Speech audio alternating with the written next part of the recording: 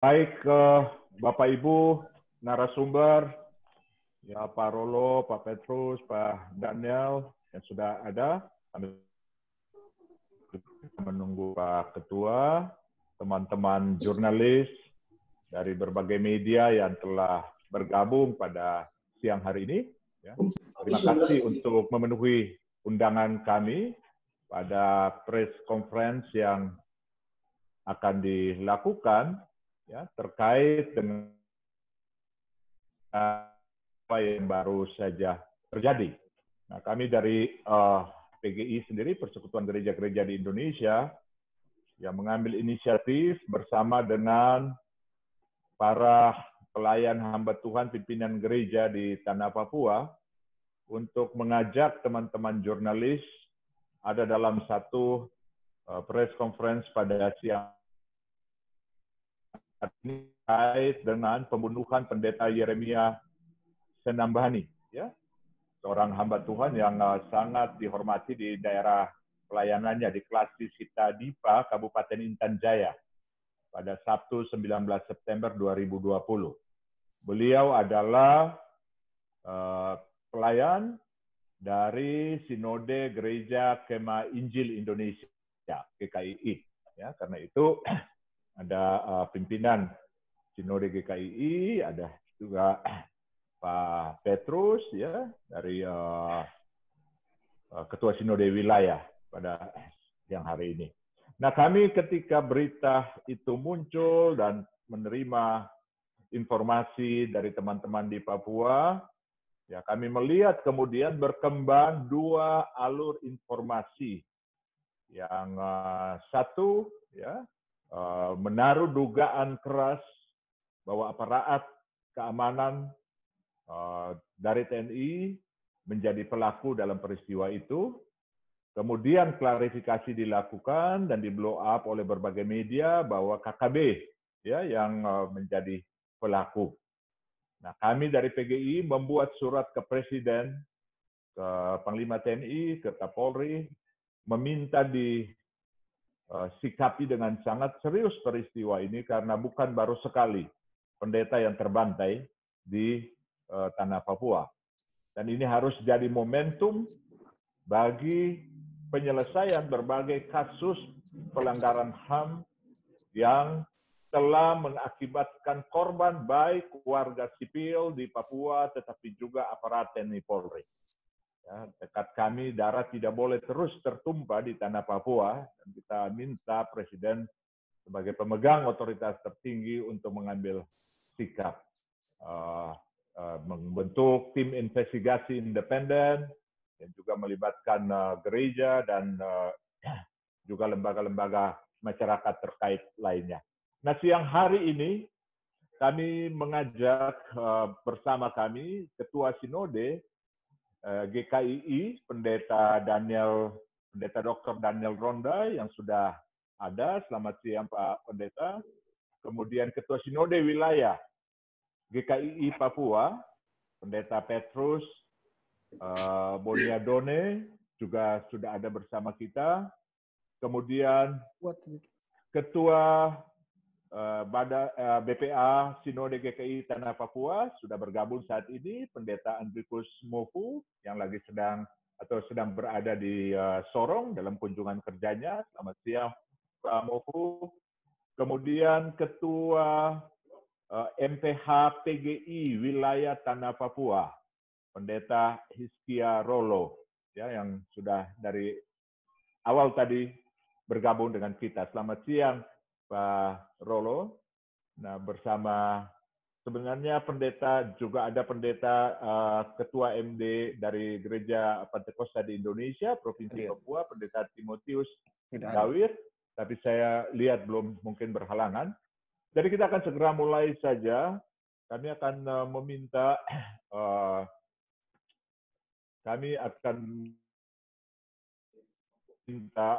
ya 4 narasumber ya yang diawali oleh Pendeta Dr. Daniel Ronda, Ketua Sinode GKII, ya, yang pelayannya menjadi korban dalam pembunuhan kemarin. 5 menit empat narasumber akan menyampaikan pandangannya terkait dengan kasus ini, baik menyangkut kronologis, baik menyangkut kondisi pengungsi, baik menyangkut persoalan-persoalan lain yang berentetan terjadi ya, dari perspektif gereja-gereja di tanah Papua, maupun juga tawaran-tawaran solutif yang barangkali bisa diambil ke depan. Saya memberikan kesempatan lebih dahulu kepada Pak Daniel Ronda, Pendeta Daniel Ronda. Silakan Pak, 5 menit waktu untuk Bapak. Baik, selamat siang semua. Terima kasih kepada Bapak Sekum PGI yang telah memfasilitasi acara ini sehingga rekan-rekan wartawan juga bisa mengikuti acara konferensi pers ini. Pertama-tama izinkan kami atas nama Gereja Kemah Injil Indonesia yang mengalami pukulan berat akibat daripada peristiwa ini, berterima kasih karena pihak PGI sebagai Persekutuan Gereja-Gereja Indonesia sungguh menerima aspirasi ini dan berjuang untuk mendapatkan kebenaran dan keadilan. Nama saya dan ucapan saya dan quote saya dan semuanya sudah ada banyak di media nasional sejak hari Senin yang lalu, dan saya tetap berpendapat ini dugaan masih sama seperti tidak berubah pandangan kami sampai kami mendapatkan titik terang dan investigasi yang dilakukan oleh pihak pemerintah. Nah, secara teknis kami akan mempersilahkan pimpinan wilayah kami, Bapak Pendeta Petrus Bonyadone, akan menjelaskan kronologi dan seterusnya. Namun izinkan kami dari pengurus pusat Gereja Kemah Injil Indonesia menyatakan menyayangkan pihak pemerintah yang sampai hari ini belum memberikan komentar apapun atas peristiwa ini, baik dari Pak Jokowi maupun itu. Itu saja yang saya ingin sampaikan kepada teman-teman pers maupun juga kepada pihak PGI yang menyelenggarakan sebagai host. Selanjutnya kami persilahkan kepada Bapak Petrus Bonyadone untuk menyampaikan hal-hal yang sehubungan dengan apa yang terjadi di lapangan. Terima kasih. Terima kasih Pak Daniel. Berarti Pak Daniel akan mewakafkan sisa waktunya ke Pak Petrus. Bisa lebih panjang Pak Petrus. Sebelumnya saya sampaikan pendeta yang meninggal adalah almarhum Pendeta Yeremia Sanambani, STH, ya, dengan satu istri, Ibu Miriam Sanambani, dan 6 orang anak yang ditinggalkan. Ya. Jabatannya pada sampai dengan saat meninggal, Penasihat Sinode GKII Papua Wilayah 3, kemudian Ketua Sekolah Teologi Atas Hitadipa, kemudian penterjemah Alkitab berbahasa Moni.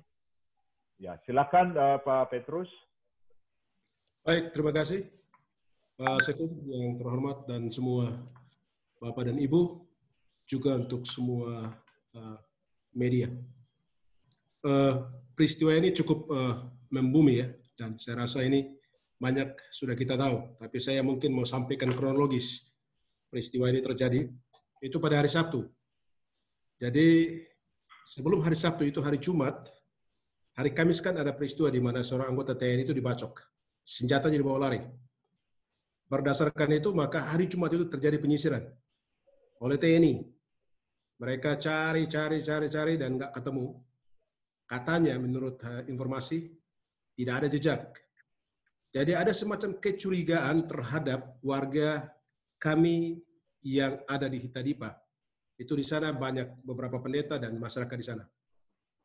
Nah, hari Sabtu itu Bapak almarhum, Bapak Yeremia Sanambani dan istrinya, karena memang mereka adalah orang kampung dan dia sebagai tokoh pendeta di sana yang sudah cukup lama dalam pelayanan Tuhan, sudah puluhan tahun. Umurnya mendekati 70 tahun. Dan dia di sana sebagai tokoh dengan beberapa jabatan, fungsi dalam gereja, dia sebagai ketua sekolah Alkitab kami yang ada di sana. Dia juga sebagai penterjemah dari Alkitab bahasa Moni. Jadi ada beberapa hal yang melekat pada dia. Dia juga sebagai tokoh juga yang dihormati dan dihargai secara khusus di Intan Jaya dan lebih khusus untuk ke daerah Hitadipa. Jadi hari Jumat itu dia dan hari Sabtu dia dan istrinya sore itu pergi ke kandang babi untuk kasih makan babi, ternak piaraan mereka. Karena memang masyarakat kami di sana, itu biasanya mereka dari kampung itu ternaknya di sebelah kali. Jadi suami istri ini ke tempat kandang babi bawa makanan. Nah, setelah sampai dekat kandang babi, mereka memang jumpa dengan beberapa anggota TNI. Lalu mereka bertanya, Bapak dan Mama mau kemana? Mereka bilang bahwa mereka bawa makan untuk kasih makan makanan babi, untuk babi. Nah, ada kecurigaan dari anggota TNI, ini untuk kasih makan ternak babi kah, ataukah untuk kasih makan OPM begitu, untuk kasih makan kelompok KKB gitu. Tapi Bapak ini memang orang, dia terus terang bilang bahwa itu tidak. Kami memang betul mau pergi kasih makan babi. Nah, singkat cerita setelah sampai di tempat ternak, nah mereka suami istri setelah kasih makan babi, nah istrinya mengajak beliau untuk pulang. Bapak ini sudah sore, situasi juga kurang kondusif, kurang baik, kita pulang saja. Tapi almarhum bilang, Mama pulang duluan. Saya ada bakar ubi, jadi nanti saya makan, baru saya ikut dari belakang. Jadi cerita ini, sekali lagi sebelum saya teruskan cerita ini saya rekam, dan rekaman itu saya sudah kasih juga untuk Pak Ronald di sana sebagai Juru Papua, juga untuk kami punya ketua yang ada di Jakarta, Pak Daniel. Jadi menurut cerita ini, jadi Mama pulang.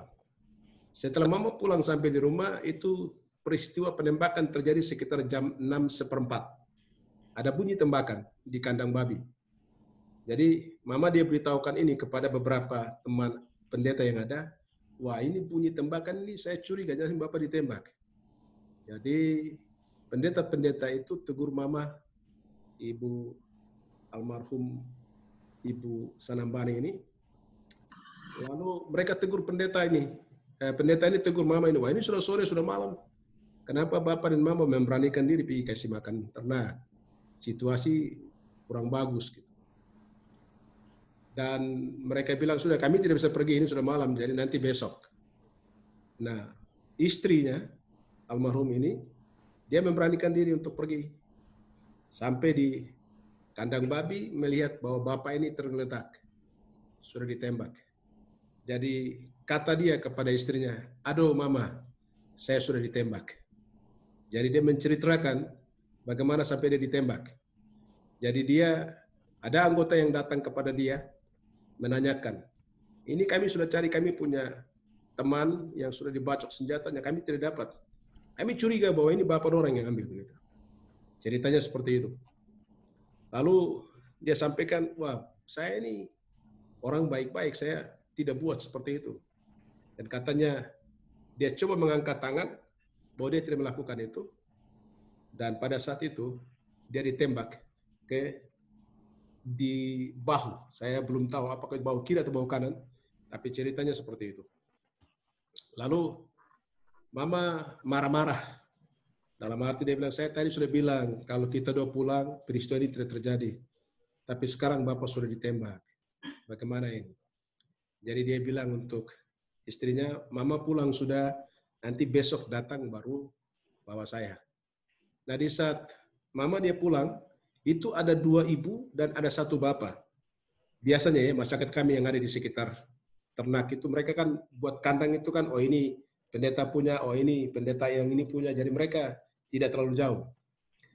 Nah ada 2 ibu yang rupanya menyaksikan peristiwa itu waktu beliau ditembak, mereka 2 sembunyi, begitu. Dan juga ada 1 bapak. Dan setelah tentara melakukan penembakan itu, mereka tinggalkan beliau di situ, mereka menggeser jauh dari situ.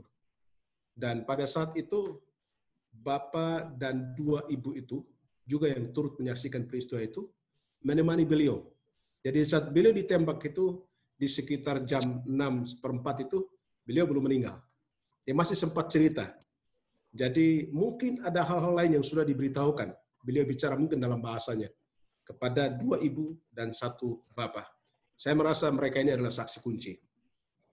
Jadi beliau menurut cerita dari 2 ibu dan 1 bapak yang menjaga itu, dari jam 6:04 lah dia ditembak, beliau mengembuskan napasnya itu dalam arti meninggal, itu jam 12 malam.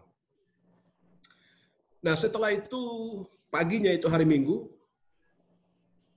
beberapa pendeta mereka datang ke komandan, kepada Danpos, minta izin untuk mereka pergi melihat pendeta yang tertembak itu. Lalu Danpos menyampaikan bahwa tidak boleh lebih dari 5 orang. Hanya 5 orang yang diizinkan untuk pergi melihat. Dan 5 orang itu mereka datang, tambah dengan istrinya, almarhum, mereka mendapati bahwa beliau sudah meninggal.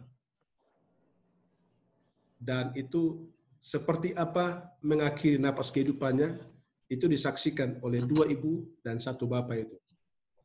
Nah, setelah itu mereka bawa jasad itu ke kampung, ke distrik Itadipa itu. Nah, setelah mereka sampai ke distrik Itadipa itu, ada pemberitahuan. Menurut cerita ada surat yang dikirim oleh kelompok KKB. Segera kosongkan Itadipa, oleh karena kami mau masuk. Mereka bilang itu pendeta orang baik. Itu pendeta itu mendoakan tentara, juga mendoakan kami. Kenapa dia harus mengalami seperti itu? Nah, dan mereka, karena itu hari Minggu, mereka tidak bisa beribadah. Juga ada perintah dari pasukan di situ untuk segera beliau itu juga dimakamkan. Setelah dimakamkan, mereka perintahkan untuk kosongkan itu Itadipa. Tidak boleh masyarakat ada di situ. Jadi mereka terburu-buru. Nah biasanya dalam budaya kami sebagai orang Papua, itu kalau tokoh meninggal begitu, itu tidak cepat untuk dimakamkan. Mereka harus buat perkabungannya, paling 2-3 hari. Tapi dalam situasi seperti itu, jadi mereka makamkan dia secepat-cepatnya. Itu hari Minggu. Jadi sekitar jam 11, mereka makamkan almarhum secara sangat sederhana, dan bisa saya garis bawahi bahwa kurang manusia, tapi karena keadaan. Lalu mereka diperintahkan juga oleh anggota di situ bahwa harus kosongkan kampung atau distrik Itadipa itu. Juga di situ ada seorang petugas mantri Gobogau. Dia juga orang Moni di situ. Dia juga itu diperintahkan oleh komandan, komandan pasukan itu untuk tinggalkan Itadipa, dan Itadipa harus dikosongkan. Jadi menurut informasi yang kami terima dari lapangan, sekali lagi saya menggarisbawahi bahwa informasi ini bukan dari lapangan yang kami terima dari jarak jauh, tapi kita bersyukur bahwa saat itu bisa dikonek, Itadipa itu bisa kita telepon bisa masuk. Itulah sebabnya seorang pendeta kami yang saya percayai sebagai sumber juga, pendeta Henok Bagau, dia coba kontak dengan masyarakat di situ, dan ini yang saya input berita itu. Jadi pendeta yang turut memakamkan jasad almarhum itu informasi langsung dari beliau. Dan pada jam 2 siang hari Minggu itu mereka tinggalkan Itadipa, dalam arti Itadipa sudah nggak ada masyarakat lagi di situ. Mereka mengungsi ke hutan-hutan, mereka mengungsi ke kampung-kampung yang bisa dikatakan itu sekitar 5-6 jam harus jalan kaki. Nah, kondisi terakhir seperti itu situasi di Itadipa. Jadi sekali lagi bahwa ini sumber informasi dalam pertemuan dengan Pak Pangdam dan Kapolda kami pada hari Sabtu yang lalu itu sudah kami sampaikan hari Senin ya, yang lalu hari Senin. Ya, saya sudah sampaikan informasi ini juga. Dan juga ada pernyataan sekaligus penyerahan tentang kronologis peristiwa di mana beliau ditembak itu juga informasi dari keluarga dekat yang diserahkan langsung oleh DPRD, anggota DPRD Kabupaten Intan Jaya. Itu ketua DPR-nya, Komisi 1. Komisi 1 itu dia juga adalah orang Itadipa asli yang juga menceritakan, dan kami vlog cerita itu. itu dapat dibenarkan. Saya sudah sampaikan 95%. Sekali lagi saya garis bawahi, 95% bahwa berita ini diduga kuat itu dilakukan oleh anggota TNI dapat dibenarkan. Kenapa? Karena informasi kami terima langsung dari lapangan dan masih ada saksi-saksi yang ada. Nah, oleh sebab itu dengan semua situasi yang jadi kami sangat sesalkan karena memang sekali lagi bahwa dia sebagai tokoh yang dihormati. Saya sudah sampaikan kepada Pak Kapolda bahwa ada gerakan moral yang terjadi dengan peristiwa kematian seorang tokoh ini. Dan gerakan itu seperti apa saya bilang, itu ada ibadah-ibadah duka yang dilakukan baik di Timika, di Nabire, di beberapa titik. Nah, itu sebagai gerakan moral masyarakat begitu mereka melihat bahwa hilangnya tokoh yang begitu penting. Secara khusus bagi kekasih-kekasih kami, orang Moni.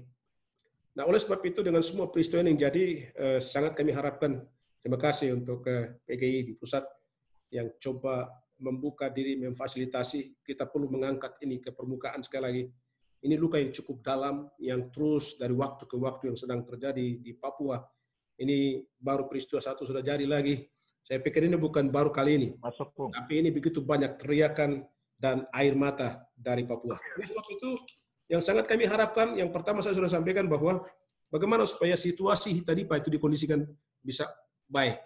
Saya tidak tahu kenapa sampai TNI begitu hebat untuk bisa menyuruh masyarakat keluar dari Hitadipa. Ini kampung halaman mereka, turun-temurun. Kalau mereka sudah tinggalkan Hitadipa, terganggu secara ekonomi, pasti mereka lapar. Pendidikan nggak jalan. Yang lebih fatal lagi, ingatlah bahwa Injil itu kekuatan Allah. Yang sudah merubah masyarakat itu, mereka menjadi masyarakat yang baik. Lalu kalau hari Minggu mereka tidak beribadah, kami merasa ini sesuatu yang luar biasa. Nah, oleh sebab itu, dalam waktu ini, dalam kesempatan ini, kami sedang berteriak minta tolong. Yang pertama, saya sangat mengharapkan supaya Hitadipa itu dipulihkan. Dalam arti masyarakat harus kembali ke kampungnya. Mereka harus bekerja, mereka punya pertanian, mereka harus kembali dengan mereka punya peternakan. Dan mereka harus ada di situ untuk beribadah kepada Tuhan.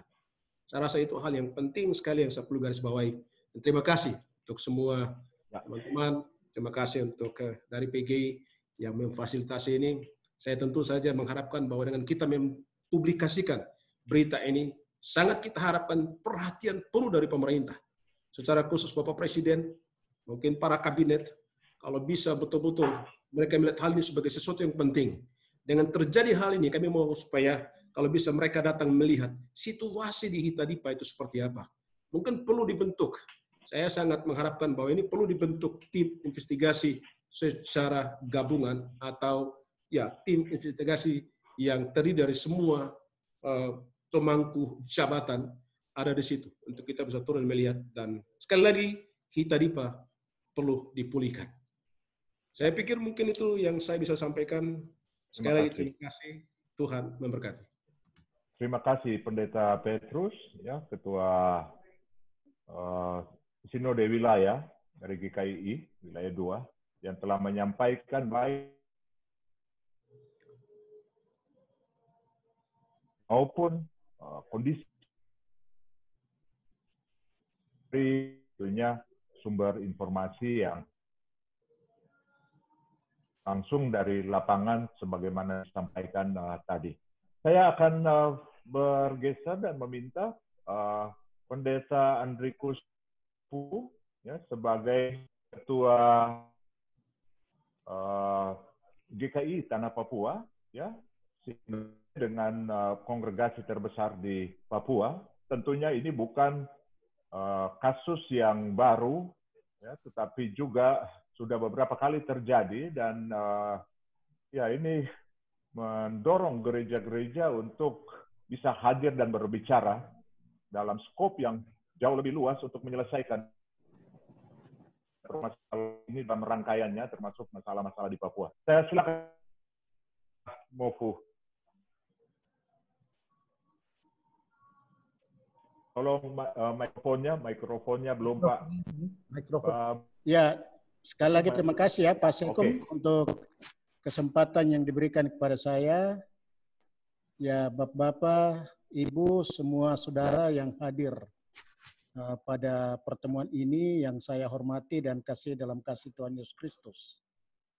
Nah, saya Ketua Sinode GKI di Tanah Papua, juga selaku Wakil Ketua Majelis Pertimbangan Persekutuan Gereja-Gereja di Indonesia, menyikapi situasi dan kondisi yang terjadi di Papua, nah berkaitan dengan peristiwa penembakan dan kematian dari hamba Tuhan dari anggota Persekutuan Gereja-Gereja di Indonesia, dari GKII. Nah, pertama, saya kembali mengajak kita semua. Nah, kita terus mengawal dan juga memberi perhatian, sungguh-sungguh terhadap peristiwa ini. Nah, karena itu sekali lagi terima kasih untuk PGI dan juga terima kasih untuk semua yang berkenan hadir dalam konferensi pers secara online pada kesempatan ini. Nah, ada dua hal yang hendak saya sampaikan. Yang pertama, ya hari ini saya amati bahwa Presiden kita, Presiden Republik Indonesia, Insinyur Haji Joko Widodo, ini berbicara dan pidato secara hebat di mimbar ya Perserikatan Bangsa-Bangsa PBB. Dengan pandangan-pandangan yang luar biasa bagaimana ikut bersama-sama dalam rangka menyelesaikan problem dan masalah-masalah yang sedang dihadapi oleh dunia. Termasuk di dalamnya yang terkait dengan masalah-masalah yang juga dihadapi misalnya oleh ya saudara-saudara kita yang berada di Palestina. Nah, ini luar biasa sekali pidato Presiden. Tetapi sekali lagi dengan peristiwa yang terjadi di tanah air Indonesia, khususnya juga di Papua, ini memberi pertanyaan kepada Presiden kita. Sejauh mana selaku kepala negara dalam tanggung jawab untuk menyelesaikan permasalahan yang sedang dihadapi oleh masyarakat Indonesia, lebih khusus yang berada di tanah Papua. Dengan peristiwa ini, peristiwa penembakan bukan hanya kepada hamba Tuhan, Pendeta Yeremia pada beberapa hari terakhir ini, tetapi juga peristiwa-peristiwa sebelumnya, bahkan ada permasalahan yang berkaitan dengan soal kemanusiaan akhir-akhir ini di Papua. Kita tidak bisa mengabaikan peristiwa-peristiwa yang juga terjadi dan merenggut jiwa masyarakat, termasuk juga anggota TNI dan Polri. Ini juga kita tidak abaikan, kita tidak bisa abaikan ini. Nah, itulah sebabnya satu hal yang saya katakan justru ini mempertanyakan keseriusan negara untuk menyelesaikan persoalan dan permasalahan yang menjadi akar permasalahan di Papua. Saya masih ingat ada 4 hal yang direkomendasikan oleh Lembaga Ilmu Pengetahuan Indonesia, LIPI. 4 akar masalah yang sudah direkomendasikan untuk diselesaikan. Sampai pada saat ini, kelihatannya tidak ada ruang untuk diselesaikan. Nah, karena itu dengan peristiwa penembakan yang terjadi, saya pertama kembali mengingatkan supaya segera dibentuk tim independen yang melakukan investigasi secara adil, secara seimbang untuk mengungkapkan peristiwa yang terjadi akhir-akhir ini di Papua. Harus diungkapkan. Nah, berkaitan dengan itu pula harus diberikan sebuah ruang dan tanggung jawab untuk satu tim yang dibentuk dalam rangka mengangkat setiap peristiwa yang terjadi berkaitan dengan soal kemanusiaan pelanggaran HAM di Papua. Nah, sampai saat ini tidak ada keseriusan untuk menyelesaikan masalah di Papua. Nah, hal yang kedua yang hendak saya sampaikan ialah konteks Papua hari ini. Nah, berkaitan dengan soal evaluasi otonomi khusus, kita sudah dengar.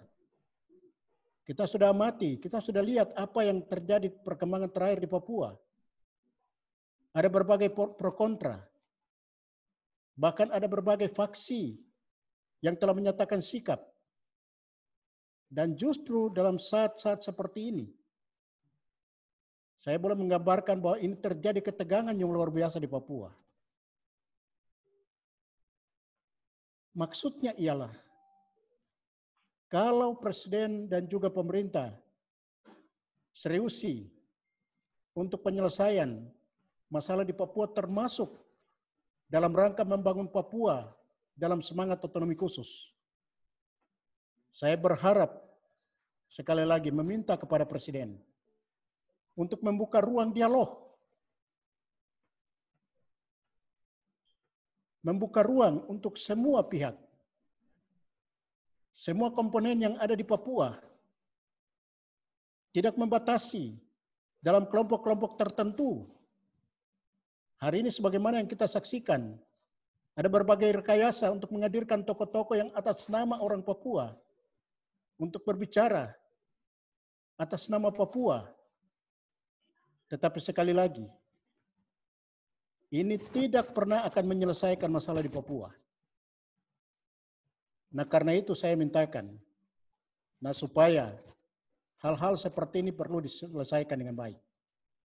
Dalam bagian ini saya juga mintakan kepada pemerintah, Bapak Presiden, segera mengevaluasi teristimewa berkaitan dengan penempatan pendropping pasukan secara masif di Papua.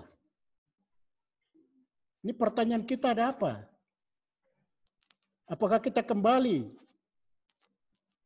dalam sejarah masa lalu menempatkan Papua sebagai daerah DOM, daerah operasi militer, yang pada akhirnya tidak pernah menyelesaikan masalah di Papua. Justru sebaliknya, menimbulkan masalah-masalah baru.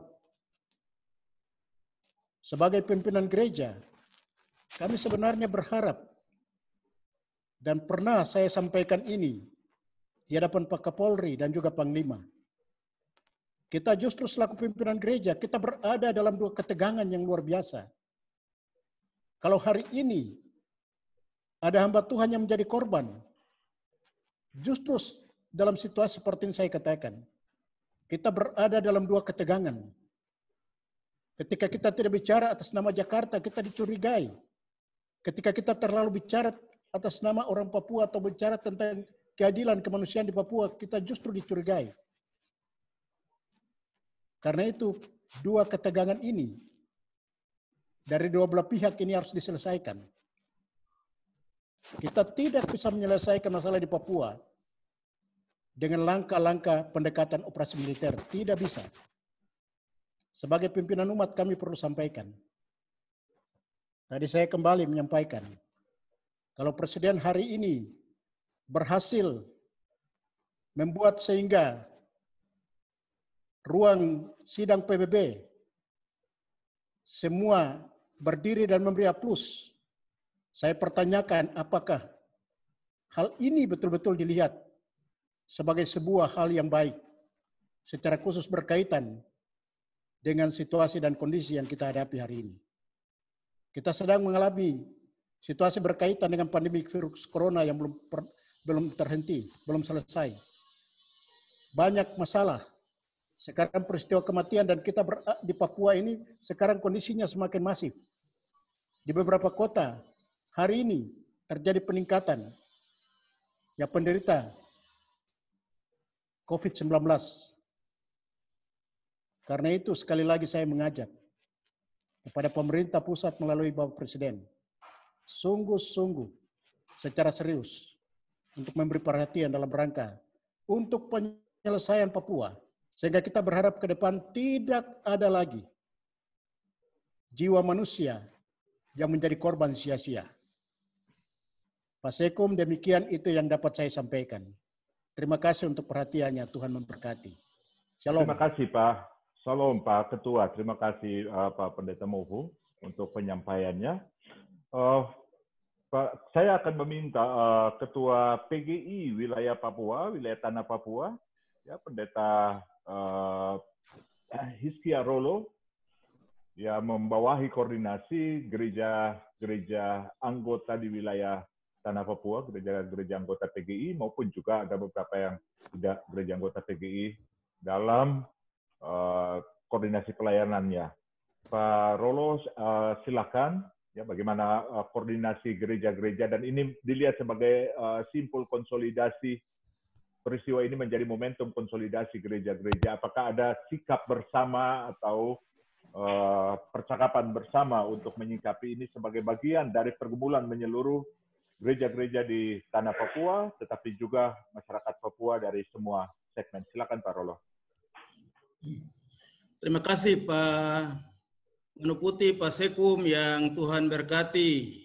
Doa kami Tuhan beri kekuatan, hikmat supaya dapat mengatur seluruh pelayanan dalam PGI di seluruh Indonesia.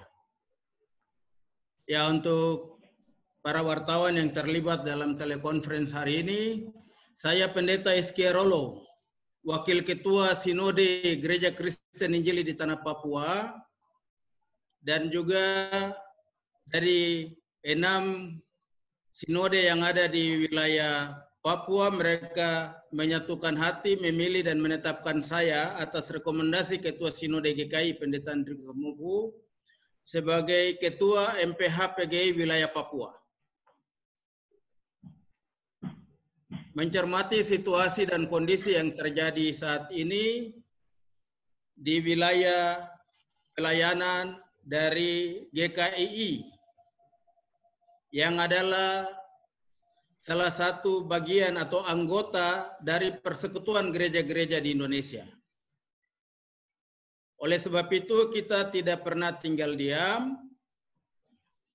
Kita juga terus berupaya untuk melakukan percakapan-percakapan sekaligus menghimpunkan segala informasi, lalu membangun jejaring-jejaring kita untuk duduk bersama selaku pimpinan gereja secara lingkup, secara khusus pada PGI, dan juga secara umum pada lingkungan persekutuan gereja-gereja di Tanah Papua.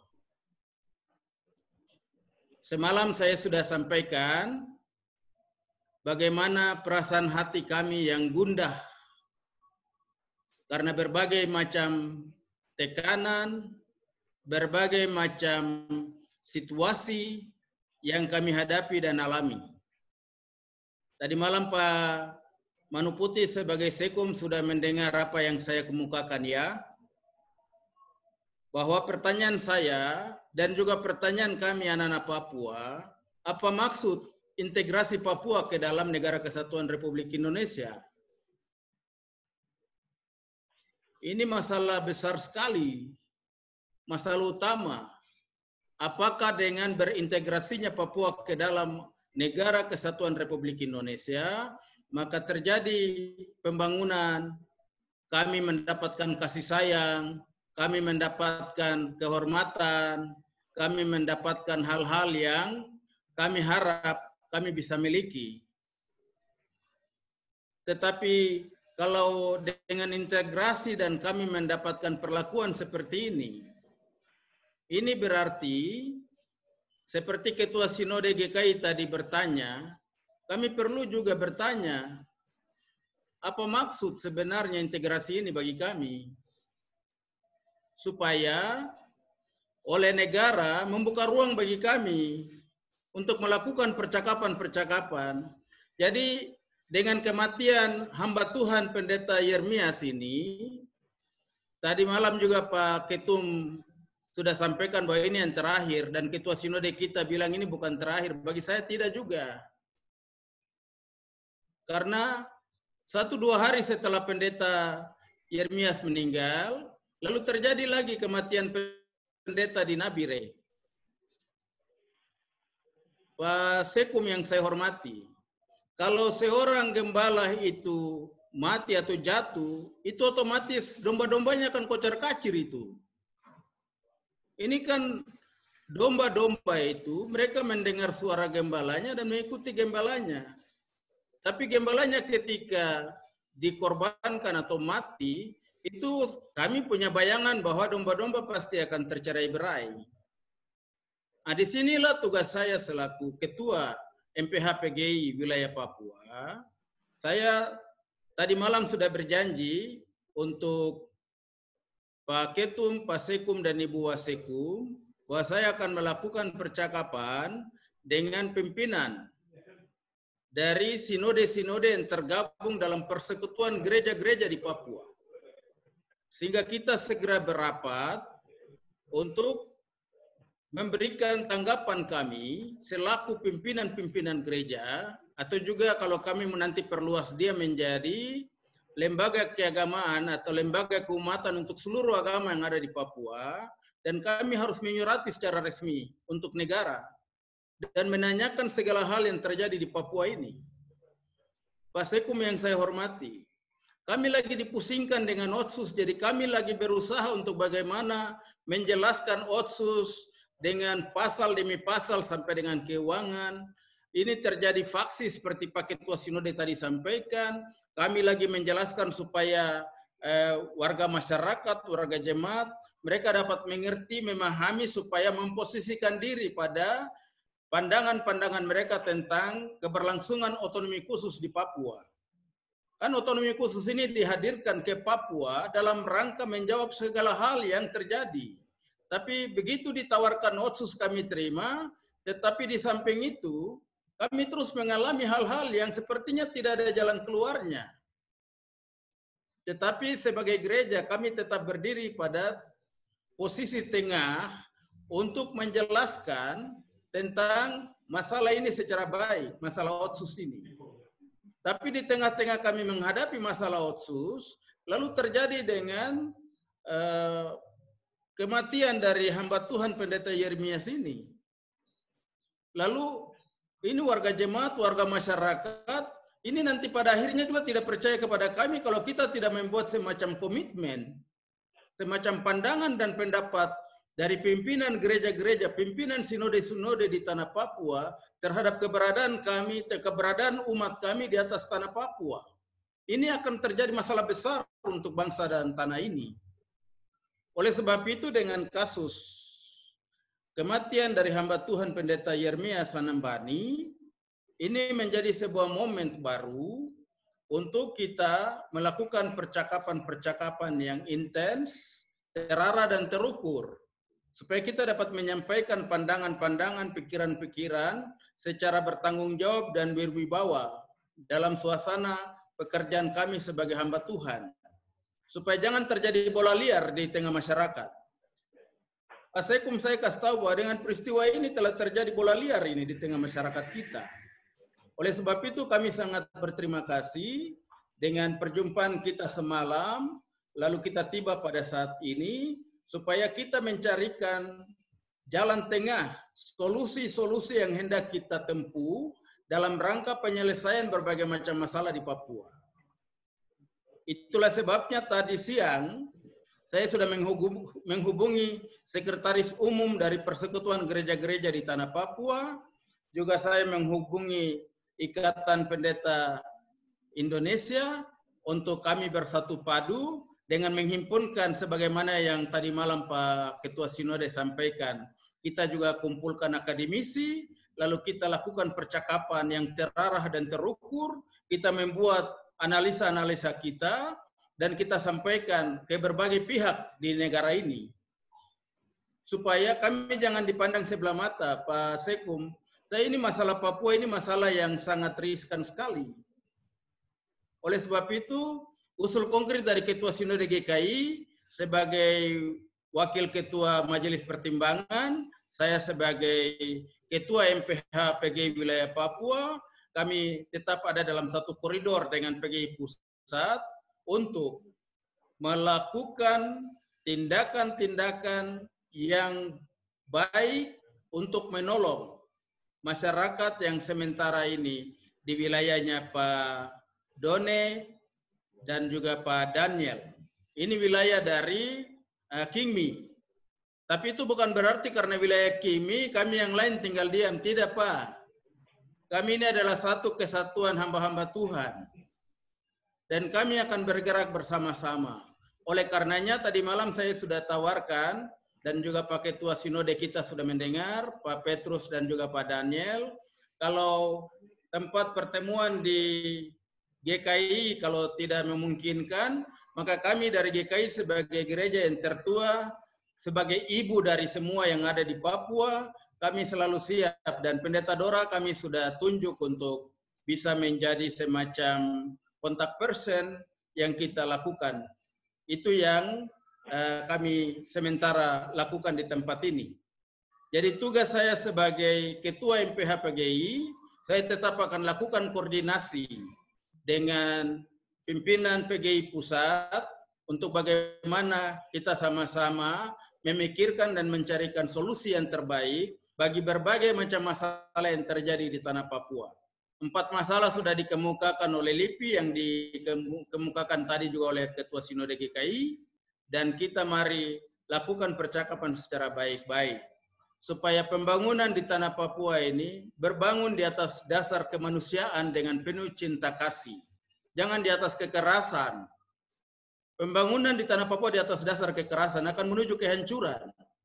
Karena itu mari kita membangun Papua di atas dasar cinta kasih, karena kami sudah deklarasikan Papua sebagai tanah damai. Demikian Pak Sekum PGI yang saya hormati, saya tetap melakukan tugas dan tanggung jawab saya sebagai Ketua MPH PGI wilayah Papua dengan 6 sinode, dan kami akan membangun jaringan kerjasama kami untuk mengeluarkan pandangan-pandangan pikiran dalam bentuk surat kepada pemerintah melalui MPH PGI Papua, PGLI, PGPI, dan juga Keuskupan Jayapura.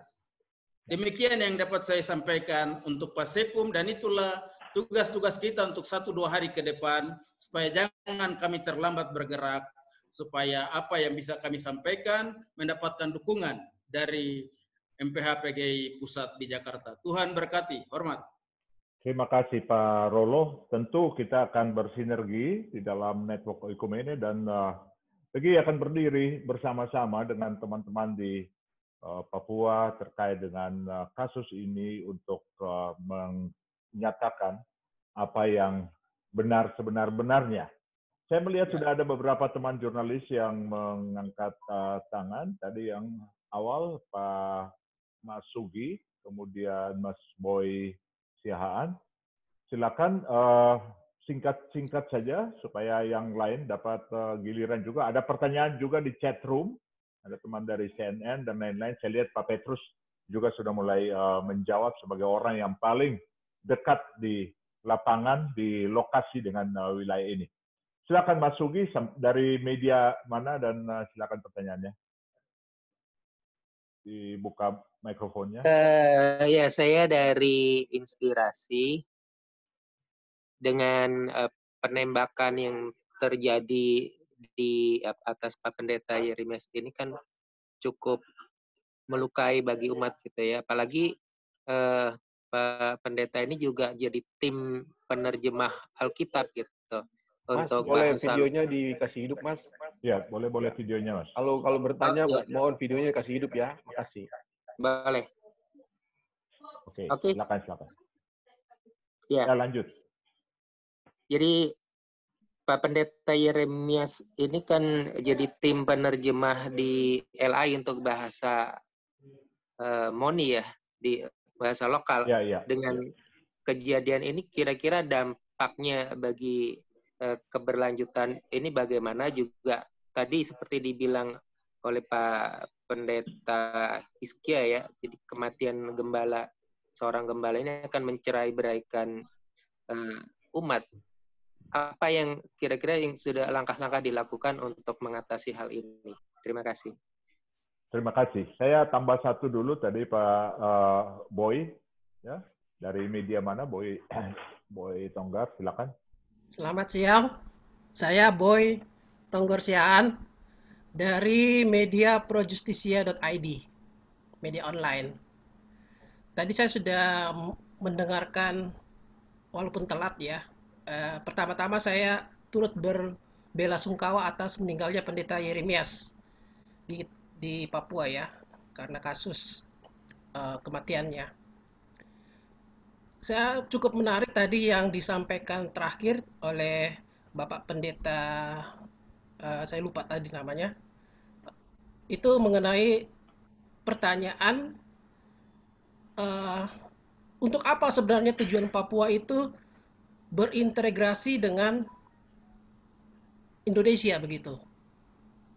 Itu pertanyaan yang sangat-sangat menurut saya sangat-sangat menjadi pertanyaan kunci.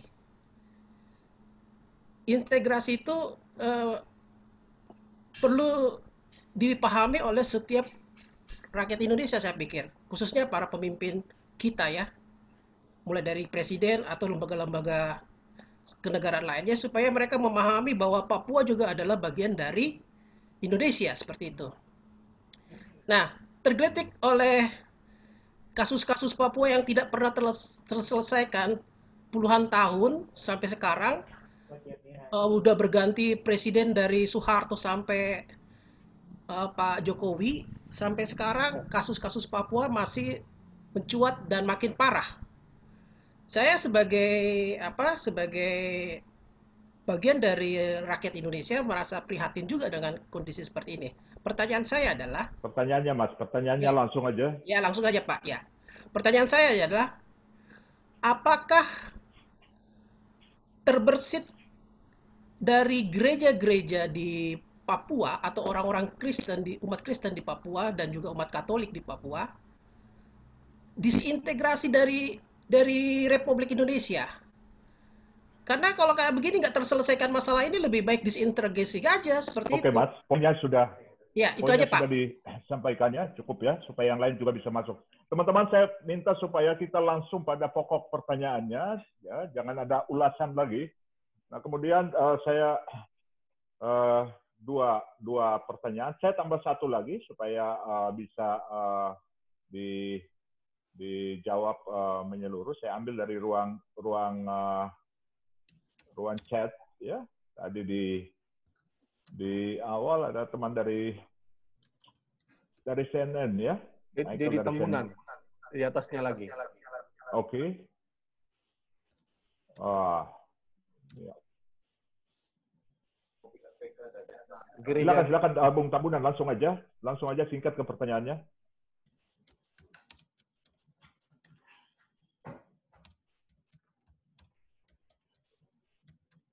Bun Dedi, silakan langsung. Suaranya nggak keluar nih. Ada pertanyaannya di chatroom itu yang di atas CNN.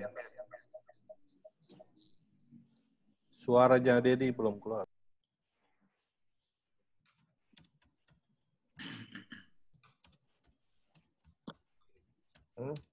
Oh ya, saya bacakan saja. Ya, baca saja. Ya. Apa sudah ada pemeriksaan lokasi TKP penembakan almarhum Pendeta Yeremias? Ya. Apakah ditemukan proyektil peluru dan lain-lain? Saya kira itu sudah dijawab oleh Pak Petrus. Sampai saat ini kami belum ada informasi tentang pemeriksaan di lokasi kejadian dan proyektil peluru apa yang digunakan untuk menembak almarhum. Saya kira itu sudah dijawab langsung. Kemudian saya langsung saja, ya, baca yang berikut. Ada 3 saksi yang menyaksikan penembakan. Sejauh ini apakah ada pemeriksaan yang dilakukan oleh pihak kepolisian atau TNI untuk menginvestigasi kejadian itu? Polisi mengatakan akan melakukan olah TKP di lokasi. Apakah sudah terlaksana? Ada permintaan otopsi dari pihak keluarga atau wali dari almarhum? Apakah peluru ditemukan? Ya, ini bisa dijawab, ya. Mungkin Pak Petrus. Dan pertanyaan pertama tadi ke Pak Daniel, ya. Dan untuk pertanyaan yang kedua dalam skala yang lebih ini ke Pak Mofu, barangkali silakan. Saya terlalu banyak pertanyaan, jadi saya harus menjawab yang mana? Yang pertama tadi, silakan. Yang saya lupa yang pertama itu apa, Pak? Pak Sugi. Pengaruh tentang bahasa di. Ya. Kami ada bagaimana kekosongan tugas itu? Kami ada tim sehingga kami terpukul karena kehilangan itu, karena dia tokoh yang mengerti bahasa dengan sangat luar biasa. Tetapi kami ada tim, jadi memang delay sebentar, ada delay, tetapi kemudian kita berharap akan segera kita kembali menerjemahkan lagi. Saya rasa itu. Dan saya hanya ingin menambahkan bahwa peran gereja bukan mencari bukti-bukti balistik dan sebagainya, karena itu bukan peran gereja, tapi peran gereja menyalurkan apa yang menjadi tangisan, fakta yang ada di lapangan. Jadi tugas itulah yang kami sedang kerjakan hari ini, agar kita bersinergi bersama untuk mencari kebenaran itu. Itulah yang kita akan itu. Dan sedangkan yang lain, hal-hal teknis saya silahkan kepada Pak Pet dan teman-teman untuk menjawab. Ya, saya kira Pak Petrus juga sudah menjawab ya pertanyaan teman dari CNN tadi. Sampai saat ini belum ada pemeriksaan kepada 3 saksi karena mereka dipaksa untuk segera tinggalkan Hitadipa dan jenazah tidak bisa diotopsi karena di pedalaman tidak ada rumah sakit, bahkan dipaksa untuk dimakamkan dengan cepat. Ya, mungkin Pak Petrus, bagaimana dengan perlindungan saksi kalau itu belum diperiksa terkait dengan kondisi ini? Silakan Pak Petrus. Ya, terima kasih. Saksi itu mereka tidak ada di tempat ya, karena situasi dalam kondisi seperti itu mereka disuruh keluar dari Hitadipa. Nah, sampai dengan kemarin saya masih komunikasi. Saksi pertama, kalau saya bisa sebutkan, itu istri dari almarhum, itu dia ke kampungnya, dari Hitadipa itu dia ada kampungnya. Jadi dia mengungsi ke kampungnya di sana untuk ya buat acara duka begitu dengan keluarga. Terus saksi dari 2 ibu dan 1 bapak ini, mereka mengungsi ke kampung-kampung sekitar. Saya belum tahu itu mereka ke kampung mana. Dan mereka pada situasi seperti ini, mereka sangat takut. Jadi mereka, itu tidak mungkin polisi bisa ketemu mereka kalau tanpa disertai dengan keluarga dekat gitu. Jadi mereka mengungsi ke tempat yang jauh, ke kampung-kampung yang jauh. Dan mungkin karena situasi seperti itu, mereka dalam keadaan takut. Jadi untuk ketemu mereka sampai hari ini itu masih sangat susah seperti itu. Kecuali yang saya tadi bilang, harus keluarga dekat sendiri. Dan bagaimana untuk kita ada jembatan untuk menghubungi mereka sehingga kita bisa dapatkan mereka. Salah satu saksi juga yang keluar terakhir dari Hitadipa itu adalah petugas kesehatan. Jadi saya pikir secara pelajar ya, terpelajar. Nah, mungkin satu hal yang saya ingin sampaikan buat teman-teman wartawan supaya mengerti, ini bapak dan ibu kami yang ada di, mereka yang jadi saksi itu, saya mau katakan bahwa mereka itu orang yang tidak sekolah. Sehingga untuk komunikasi dengan mereka itu harus dengan bahasa gitu loh. Jadi ini situasi kami secara khusus untuk pedalaman ya, Hitadipa. Jadi supaya teman-teman media bisa mengerti bahwa kita sedang berhadapan dengan satu kondisi masyarakat kami yang dari sisi pendidikan itu mereka sangat jauh sekali. Sehingga ini juga mempengaruhi hubungan-hubungan. Maksudnya kalau mereka dimintai keterangan seperti apa jadi saksi, itu tidak mungkin mereka akan menjawab dalam bahasa Indonesia. Jadi perlu penengah, perlu orang yang bisa mengkomunikasikan, itu ialah keluarga sendiri dengan bahasa Muni. Lalu untuk temukan mereka sampai hari ini kita belum tahu. Sekali lagi, mereka ada di titik-titik mana, di kampung-kampung mana mereka lari. Nah itu yang saya coba berusaha untuk komunikasi dengan Pendeta Henok Pagau.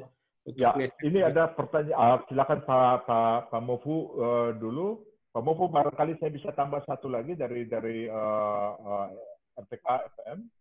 Kalau dalam waktu dekat pemerintah belum melakukan tindakan apapun terhadap kasus ini, apa yang akan dilakukan oleh gereja-gereja, ketua GKI Papua dan juga PGI? Silakan Pak Mofu. Oke, yang pertama, nah saya perlu menyampaikan bahwa akar masalah sebagaimana saya katakan tadi rekomendasi dari LIPI. Nah itu rekomendasi yang pertama itu berkaitan dengan penyelesaian status Papua dalam kaitan dengan integrasi tadi. Oke, terkadang Jakarta mengatakan bahwa status integrasi Papua sudah selesai, tetapi jangan dipungkiri, jangan ditutup mata bahwa hari ini ada faksi-faksi, tadi saya katakan ada kelompok-kelompok yang mengatakan bahwa status integrasi Papua belum selesai. Ya, ini belum selesai. Nah, itu menurut faksi-faksi atau kelompok-kelompok yang tadi saya sampaikan. Nah, karena itu sebenarnya bagi saya, sebenarnya harus dibuka ruang kembali. Nah, mengapa saya katakan harus dibuka ruang kembali? Karena ruang dialog Papua setelah pembahasan dan kesepakatan otonomi khusus. Nah, itu belum menjadi satu ruang yang efektif. Mengapa saya katakan belum menjadi ruang yang efektif? Karena sampai hari ini terjadi perdebatan soal otonomi khusus bagi Papua. Ya, dalam beberapa forum selalu kami katakan. Nah, contoh pemerintah saja mengatakan bahwa berkaitan dengan otonomi khusus hari ini kan yang dilihat dalam kaitan dengan otonomi khusus oleh Jakarta yaitu hanya uang yang diberikan untuk Papua. Kemudian lahirlah PP tentang MRP, Majelis Rakyat Papua.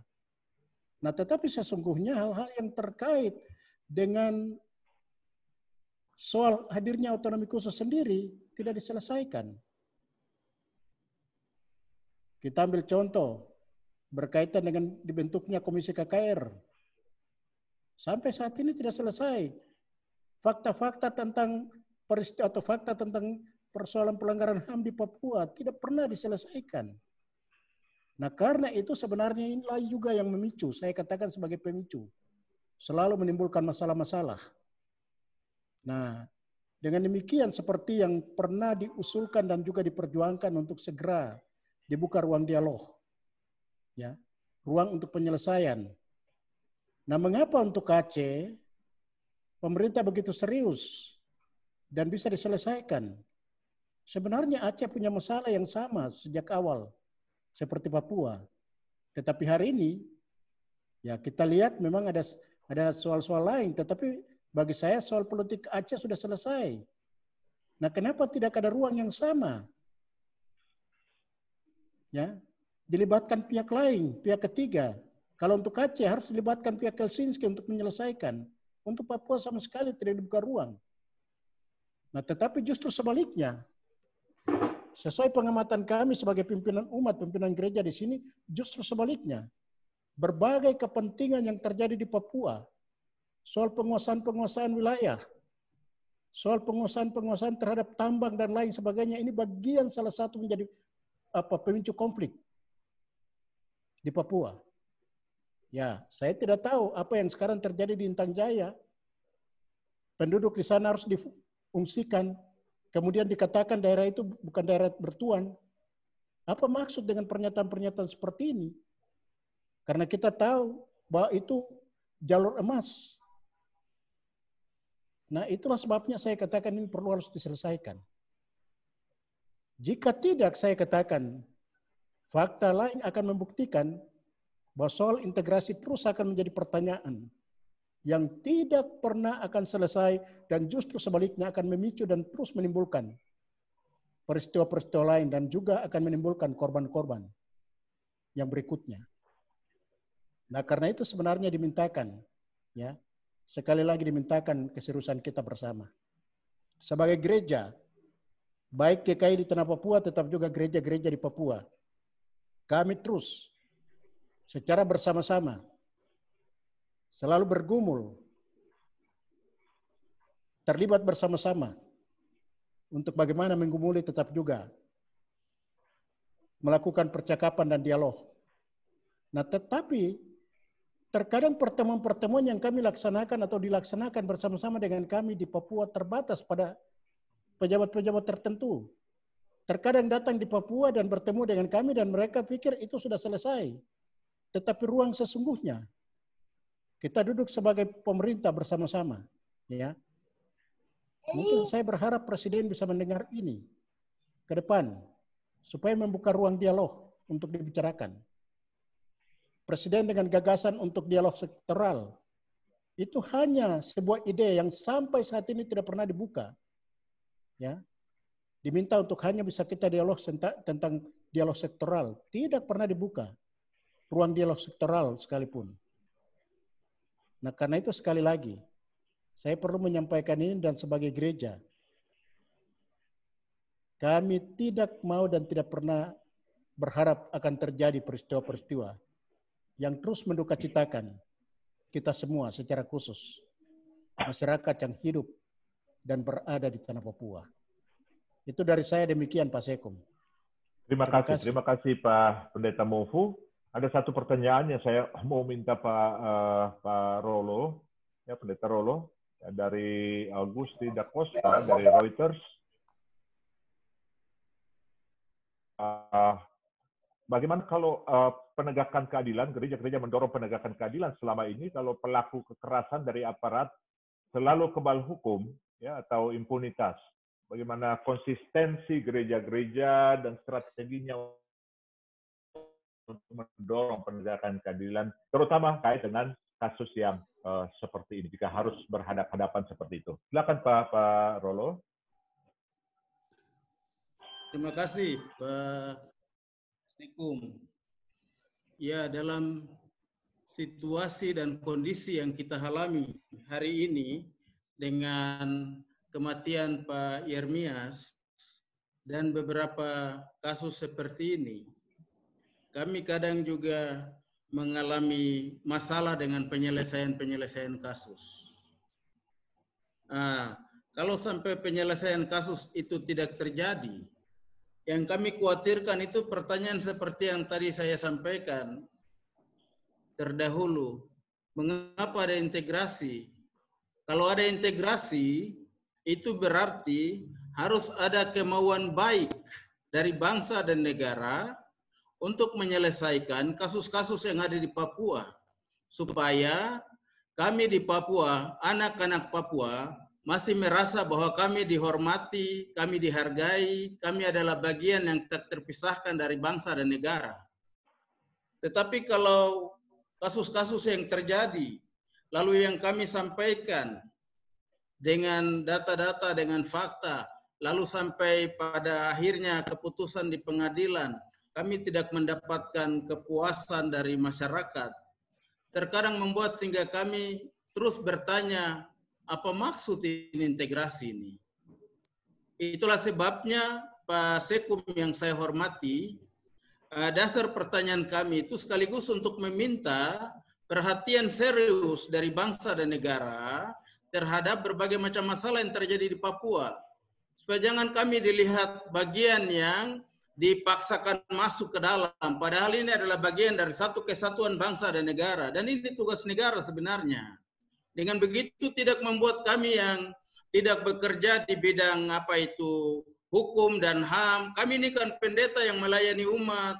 Kami rasa damai, sejahtera, melayani umat. Mereka pergi di kebun, mereka pergi kasih makan babi, mereka pulang dengan damai dan sejahtera. Apa itu tidak bisa dibuat oleh negara bagi kami?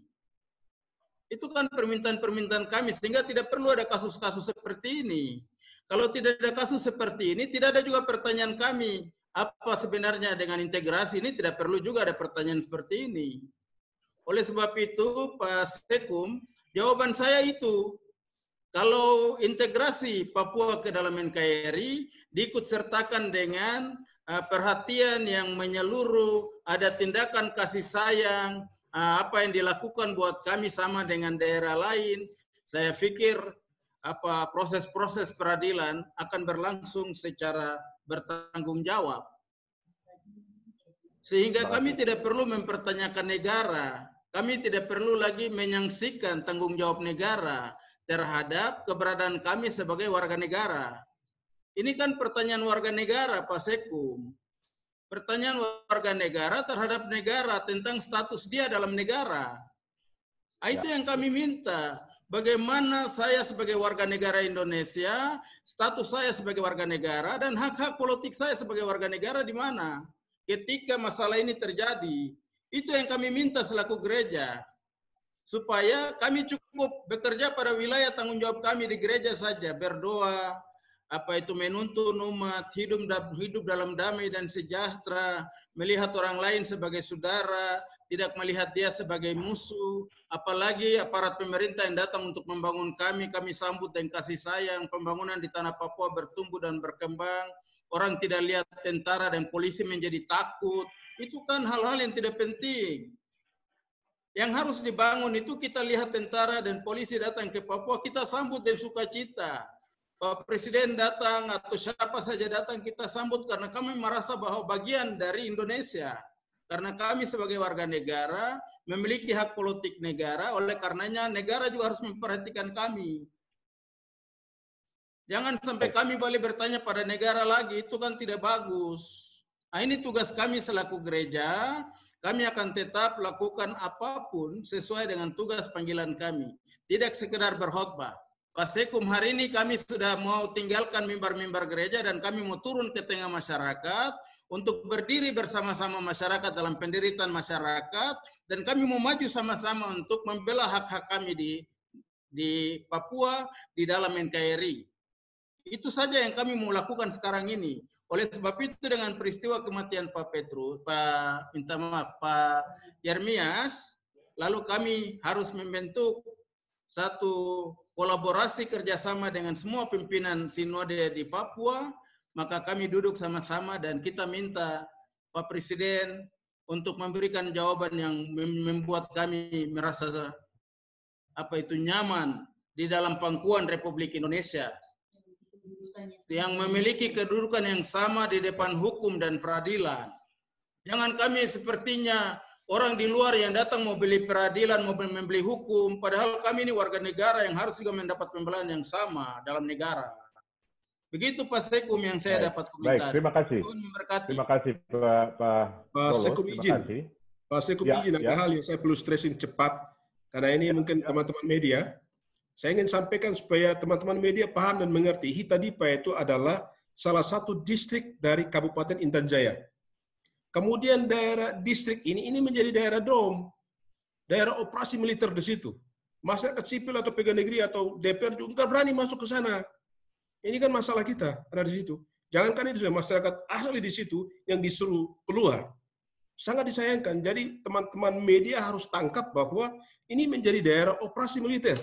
Dan sekali lagi bahwa ini penempatan pasukan yang non-organik, yang tidak mengerti budaya di sana. Mereka semua datang dari luar. Lalu menguasai daerah ini menjadi daerah operasi militer. Dan tidak ada satu warga sipil yang berani masuk ke sana. Itu kan masalah. Dan ini yang harus dilihat secara serius. Sehingga itu sudah mengganggu yang saya sebutkan tadi. Itu orang-orang di kampung Hitadipa, distrik Hitadipa, itu 6 gereja kosong. Artinya apa? Hari Minggu mereka tidak ada ibadah. Itu kan pelanggaran HAM besar. Yang kedua, ekonomi mereka terganggu. Mereka lapar. Ini kita tidak tahu berapa banyak mereka yang sakit karena tidak makan. Yang ketiga, pendidikan nggak jalan, kesehatan nggak jalan. Bagaimana kita membangun manusia di sana? Saya rasa dengan peristiwa ini, pemerintah pusat harus turun melihat dengan mata sendiri. Itulah sebabnya saya dukung apa yang disampaikan tadi oleh Ketua Sinode GKI tadi. Ini perlu ada tim investigasi secara padu. Tidak harus tentara sendiri, polisi itu nggak betul itu. Saya pikir mungkin Ketua sudah bicara pada suhu yang agak panas ya, karena ini sesuatu luka yang sangat dalam. Sekali lagi, ini daerah itu menjadi daerah yang dikuasai oleh TNI non-organik. Mereka juga nggak tahu budaya di sana kok. Saya nggak tahu itu orang-orang dari mana. Datang lalu usir masyarakat kampung di sana. Lalu tidak diizinkan, jangankan saja polisi ya, saya mau kasih catatan. Itu masyarakat sipil, anggota DPR yang adalah notabene orang-orang di situ juga nggak berani ke situ. Karena tentara jaga. Ada apa? Itu pertanyaan. Terima kasih. Saya kembalikan waktu Pak Sekum. Terima kasih Pak Petrus. Sebenarnya saya mau lanjut untuk Pak Petrus. Ada 2 pertanyaan dari Reuters dan dari tabloid Mitra. Bagaimana kondisi real pengungsi saat ini sejauh yang terpantau? Mereka tidak bisa kita deteksi karena kebutuhan dasar mereka. Saya harus sampaikan bahwa memang mereka mengungsi.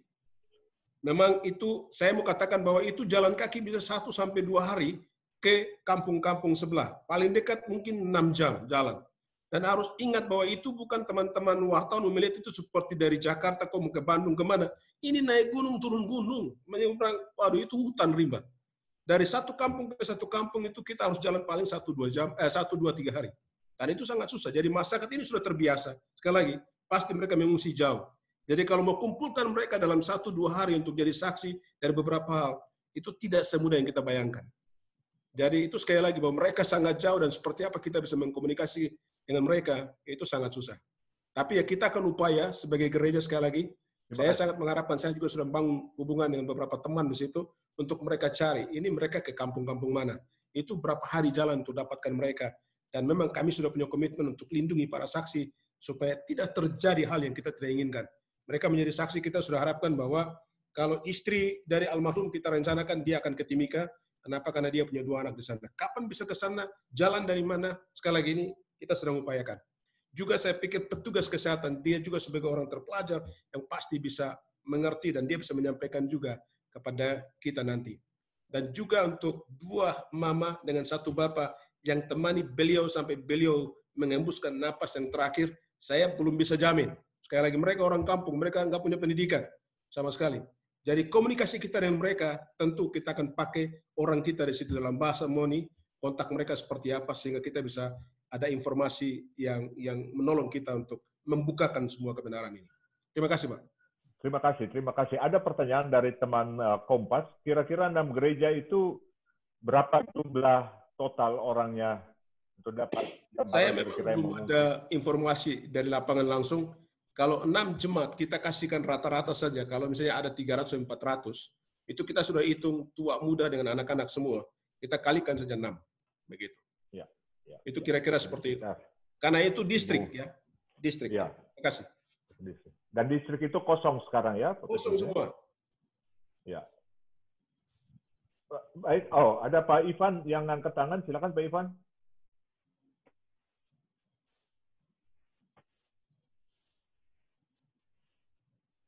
Mic-nya Pak Mikrofon, Pak Ivan, mikrofon. Mic-nya di ini, ya.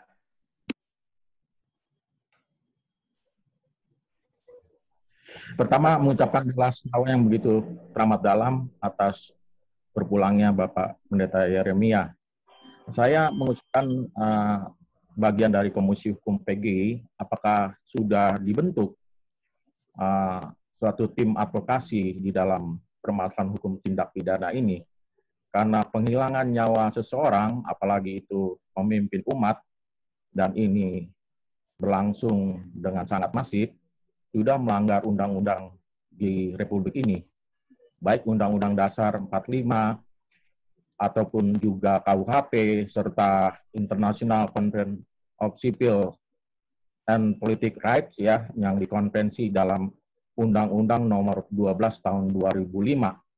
Ya, kalau kita bisa bersama-sama bersinergi dengan lembaga-lembaga yang ada, baik lembaga keumatan ataupun lembaga yang ada di daerah maupun di tingkat nasional, kami tentunya sangat mau sekali ingin membantu, ya, karena PGI pun mempunyai komisi hukum yang bersedia bersama-sama untuk berkolaborasi. Ini saja suatu tambahan dari saya, bagian dari Komisi Hukum di Persekutuan Gereja Indonesia. Terima kasih. Terima kasih Pak Ivan ya untuk usulan simpatiknya. Saya melihat tidak ada lagi pertanyaan atau ya 1-2 pertanyaan lagi barangkali yang mau disampaikan teman-teman jurnalis. Silakan raise hand kalau ya Pak Robigo silakan. Ada Pak Gustaf juga itu, Pak ya. Ya, Pak Robigo dan Pak Gustaf. Silakan Pak Robi dulu. Ya, selamat siang Bapak semua. Pertama-tama saya mengucapkan turut berbela-sungkawa untuk kasus yang terjadi di kita di Pak. Saya ada 2 pertanyaan. Yang pertama, Pak Robi, sebentar. Pak Robi dari mana, Pak Robi? Dari Victorious, Pak. Iya. Yang pertama, apa yang sudah dilakukan oleh pemerintah lokal, dalam hal ini anggota DPR di tingkat lokal, untuk mengatasi masalah ini? Karena kita tahu mereka adalah Dewan Perwakilan Rakyat dan orang-orang yang dekat dengan rakyat, dipilih oleh rakyat setempat gitu kan. Apa yang sudah mereka lakukan? Yang kedua, tadi saya dengar Pak Rolo mengatakan bahwa sehari setelah kasus kita di Pak, ada kasus serupa yang terjadi di Nabire, yaitu ada pendeta mati juga. Apakah kasusnya sama? Ini hanya konfirmasi saja, Pak. Terima kasih. Ya, Pak Gustaf. Gusti dari Reuters. Oh, Pak Gusti, silakan.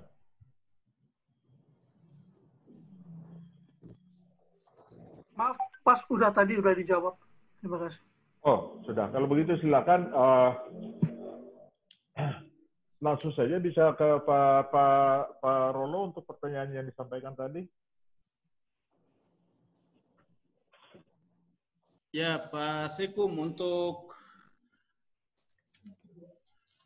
kematian dari pendeta di Nabire, kami masih minta konfirmasi dari Nabire dan juga menanyakan pendeta dari lingkungan gereja mana. Kita kemarin itu hampir mau masuk menyebutkan bahwa kalau tidak salah juga dari GKI ya, itu yang kami masih minta konfirmasi dari Nabire tentang pendeta yang meninggal di sana. Juga meninggalnya sangat tragis. Sehingga kami belum dapat informasi yang jelas tentang kematian di sana. Itu nanti dijelaskan oleh pendeta Dora yang kami tugaskan dia sebagai kepala bidang KPKC Sinode GKI di Tanah Papua, dan dia yang biasanya melakukan tugas-tugas investigasi terhadap kasus-kasus pelanggaran yang terjadi di Papua. Sehingga saya akan minta Ibu Pendeta Dora memberikan penjelasan, tetapi sampai saat ini kita belum mendapatkan laporan dari lapangan secara khusus di Nabire. Nanti kalau sudah ada laporannya, kami akan sampaikan lagi kembali ke PGI Pusat untuk dapat diteruskan kepada para wartawan yang telah terlibat pada hari ini dalam telekonferensi dengan kita. Itu jawaban saya, Pak Sekum PGI. Baik. Baik. Ada lagi yang bertanya? Ya, Pak Sekum, tadi ada pertanyaan dari wartawan itu. Apa yang dilakukan oleh DPR Kabupaten Intan Jaya terhadap peristiwa ini? Saya ingin sampaikan bahwa hari Senin yang lalu saya bersama dengan DPR Kabupaten Intan Jaya, mereka sudah membawa surat pernyataan sebagai surat pernyataan kronologis peristiwa kematian itu dibawa langsung oleh Ketua DPR dan Komisi 1 ada sekitar 5 anggota, sudah ketemu Pak Pangdam, Kapolda, dan dari Komnas HAM, dan sudah diserahkan pernyataan itu. Dan mereka minta supaya ini segera tangani dengan baik. Seperti itu. Mungkin itu menjawab pertanyaan tadi dari wartawan, apa yang telah dilakukan oleh anggota DPR. Jadi anggota DPR Intan Jaya sudah ketemu Pangdam, Kapolda, dan Komnas HAM, dan menyerahkan pernyataan surat kronologis kematian dari beliau, dan minta supaya Polda, Pangdam segera tangani hal ini dengan baik. Begitu, terima kasih. Ya.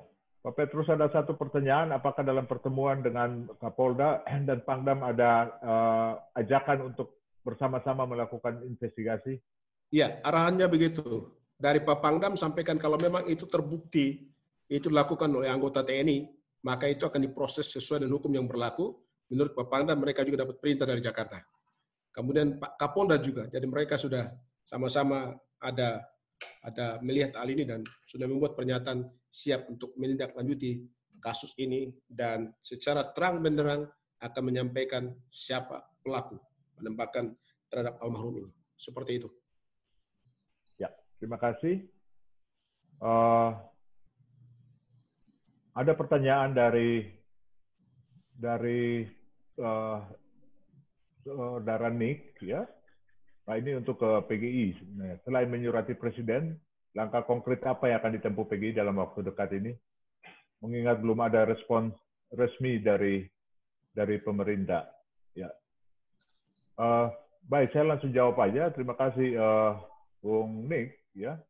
Kita secara konsisten mengirim appeal ke pemerintah, ya, sekalipun belum ada respon dari Presiden. Tapi seperti Menko Polhukam sudah menelpon langsung dan berbicara dengan kami, ya, untuk melihat dan meminta data-data tambahan, dan juga dari beberapa organ di bawah Presiden, itu yang seperti dari KSP, ya, yang kantor sekretariat Presiden yang berhubungan langsung.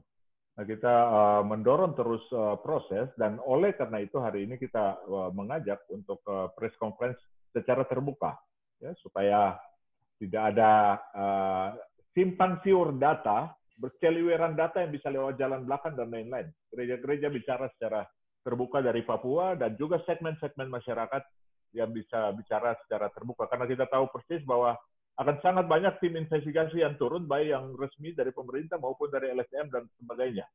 Nah, kita berharap simpul informasinya bisa satu, sehingga tidak ada pembiasan informasi yang bisa terkelola. Nah, itu tadi yang disampaikan juga oleh Pak Pendeta Rolo, bahwa ada koordinasi lintas gereja, bahwa simpul informasi akan ditaruh di Sinode GKI Tanah Papua. Ya. sehingga dalam kerja-kerja koordinasi ke depan, teman-teman jurnalis bisa langsung juga berhubungan untuk melihat bagaimana terbangun di sana untuk pengelolaan hal ini. Saya kira itu yang ya. Ada lagi pertanyaan?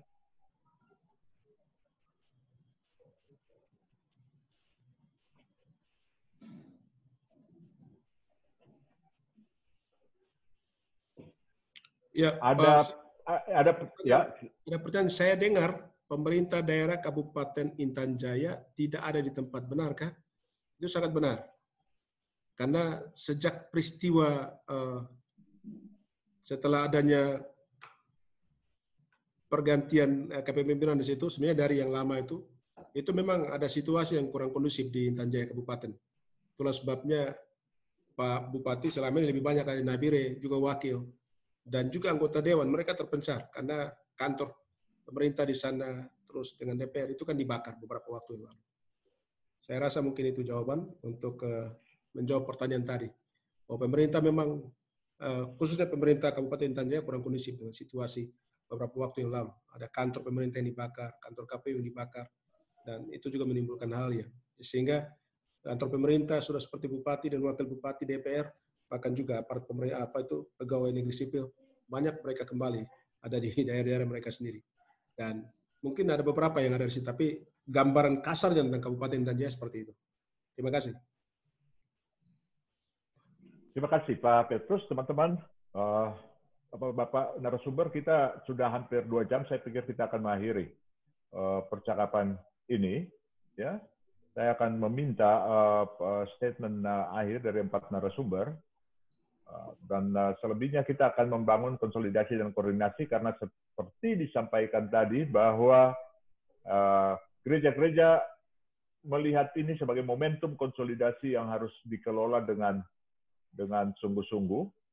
Dan oleh karena itu ini juga saatnya gereja-gereja hadir untuk berdiri di depan pembelaan hak-hak hidup orang Papua. Ya, kalau saya menerjemahkan apa yang disampaikan oleh Pak Rolo dan dielaborasi lebih jauh, ini saatnya teologi pembebasan masyarakat Papua, gereja-gereja Papua mengalami transformasi dan dalam bentuk-bentuk yang up to date pada saat ini. Baik, silakan. Saya mungkin kalau tadi kita mulai dari Pak Daniel, sekarang saya mulai dari ujung yang lain. Pak Rolo, ada statement akhir untuk ini.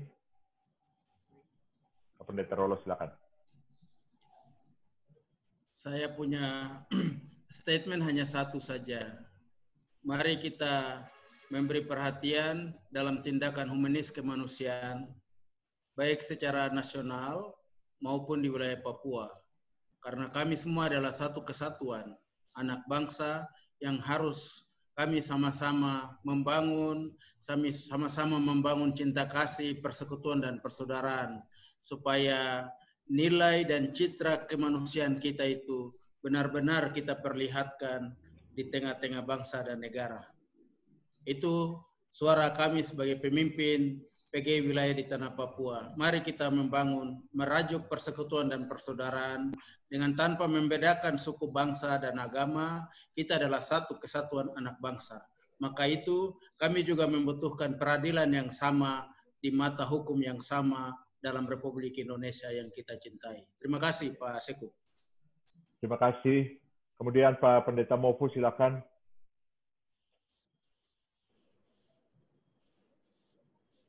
Dari saya, ya 13 kali ya Presiden datang ke Papua. Ini sebuah waktu jumlah perkunjungan Presiden ke Papua yang tercatat dalam sejarah Papua ini luar biasa. Nah, tetapi hari ini jika ada banyak soal yang terjadi di Papua dan ini dilihat sebagai permasalahan yang timbul akibat tidak terkendalinya atau tidak dapat dikendalinya. Ya, situasi di Papua, karena ya tadi ada pihak militer dengan yang lain di Papua dan terus ada menimbulkan masalah. Ini pertanyaan kami bagi Presiden. Apa artinya 13 kali datang ke Papua atau mungkin nanti bertambah ke depan? Ya, kita membangun Papua tidak hanya cukup dengan membangun jalan dengan yang lain. Bagi saya yang harus dibangun pada hari ini di Papua ialah kepercayaan orang Papua terhadap negara. Kalau terjadi hari ini ada soal-soal dan masalah di Papua, jangan selalu dikatakan bahwa pemerintah di Papua gagal, orang Papua gagal membangun Papua. Justru statement saya terbalik. Jakarta gagal membangun Papua dalam semangat otonomi khusus dan semangat NKRI. Jakarta gagal atau Indonesia gagal. Karena tadi ini berkaitan dengan soal integrasi tadi. Jangan sampai ini terus menjadi pertanyaan dan perdebatan. Karena itu memang harus dimintakan supaya Presiden secara serius dan sungguh-sungguh ya memberi ruang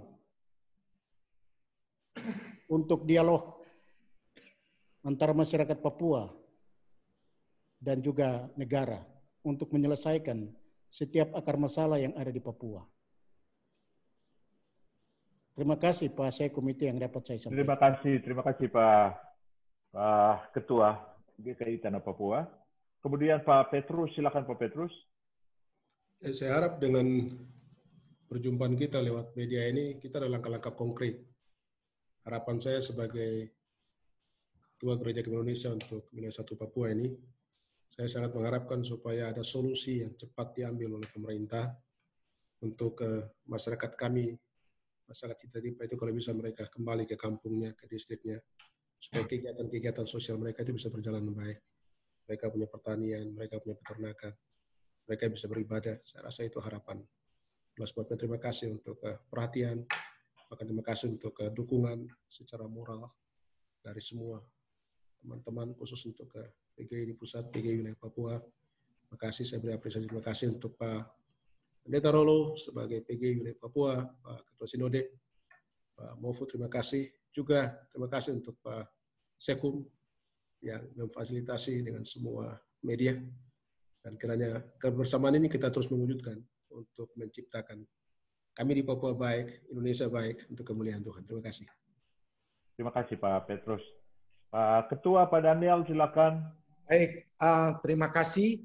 Pesan atau kesimpulan terakhir atau pernyataan terakhir dari saya, kami telah kehilangan pendeta, rakyat kami sudah lari, warga gereja kami sudah lari ke hutan, kami terpukul, kami mengetuk hati para jurnalis, beritakanlah dengan suara hati kalian.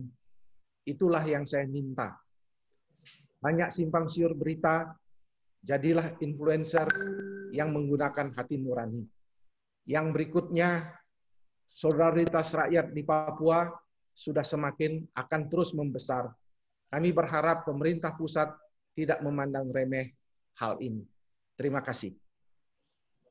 Terima kasih Pak Daniel, dan saya menyampaikan apresiasi yang sangat kepada keempat hamba Tuhan, pendeta dari tanah Papua, Pak Andrikus Mofu, Ketua GKI Tanah Papua, Pak Pendeta Hizkia Rolo, Ketua PGIW Wilayah Papua, juga Wakil Ketua dari Sinode GKI Tanah Papua, Pak Daniel Ronda, Ketua GKI, dan Ketua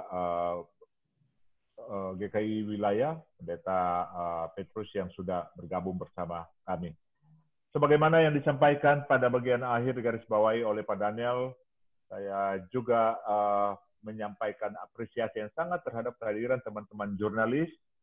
Kalau ditanyakan bagaimana kita bisa membantu untuk proses penyelesaian ini, maka peran jurnalis menjadi sangat penting untuk menyatakan kebenaran di atas kebenaran, dan dengan mendengar dari suara semua pihak.